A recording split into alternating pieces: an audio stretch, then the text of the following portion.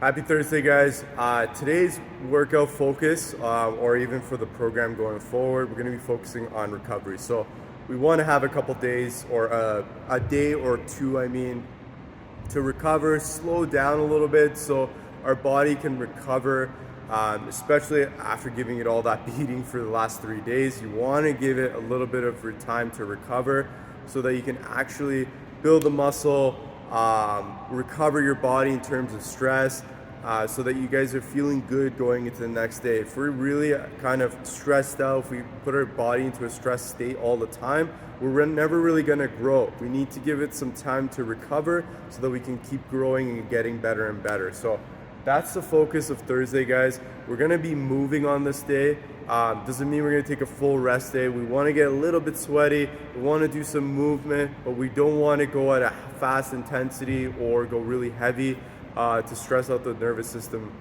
We want to kind of just get some blood flow in the body, get some movement, feel good, not necessarily kind of run down, so that we can promote recovery and feel good for the next training day. And this also goes hand in hand for the weeks to come on end. So keep this in mind. You want to add rest days or even active recovery days, just like this one, so that you guys are feeling good with your training and not run down.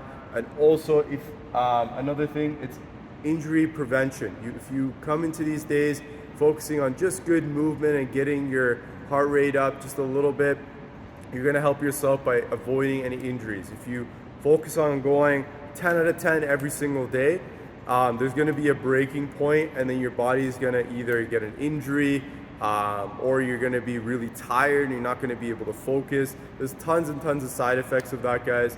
But keep in mind, you want to give yourself some time to recover, and that's why I put this in the programming, so you guys can take that day to kind of slow down a little bit, have fun, work on a little bit of mobility so you guys are feeling good.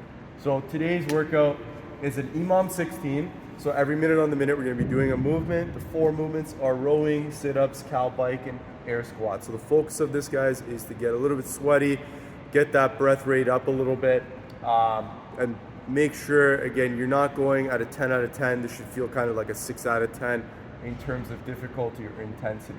Then we're going to rest 4 minutes, so 16 to 20, we're going to rest. That 20 mark to the 30-minute mark, we're going to do an AMRAP of these movements, guys. We're focusing on quality here rather than weights or intensity. So take your time with it. Doing 10 right-sided kettlebell windmills. Great way to work on some core stability and the shoulder stability here. Then next movement is a tandem stance hold. So we're going to be working on our balance system. So that's our vestibular system.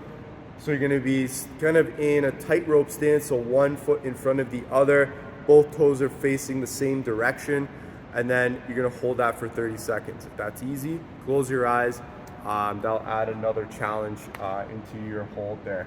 Then 10 left-sided kettlebell windmills, and then a 30-second top of the push-up hold. So we're focusing on midline stability here, both by working on the actual midline itself and working on the vestibular system, which is responsible for controlling your midline and making sure your posture is corrected. So by working on these two, guys, you're going to improve your overall posture. You're also going to improve your mobility with the windmills, and again, your core is going to get stronger at the same time. So we're hitting 3 different aspects here with these movements. And the main one, again, I would say, is the midline that's going to be really focused on today, especially since we're kind of positioning the head in different positions, working on the vestibular system, and that system is responsible for keeping your midline stable. So we're challenging it in different ways by positioning it in different directions, and also we're working on it solely or activating that system a little bit more by doing that tandem stance hold. That's going to force that system to activate a little bit more, and it's going to help you with your windmills and with your push-up hold to get your midline more stable and stronger as you progress through the AMRAP there. So make sure, again, you go at a steady pace, focus on quality over quantity for the end of that workout. Final thing, guys, cool down, hip flexor mobility. So this is great to get that stretch out. We're always kind of in that flex position. This will help release some tension in your hips and also in that low back. If you You may have some low back pain or some tightness in there, if that's kind of a regular thing, or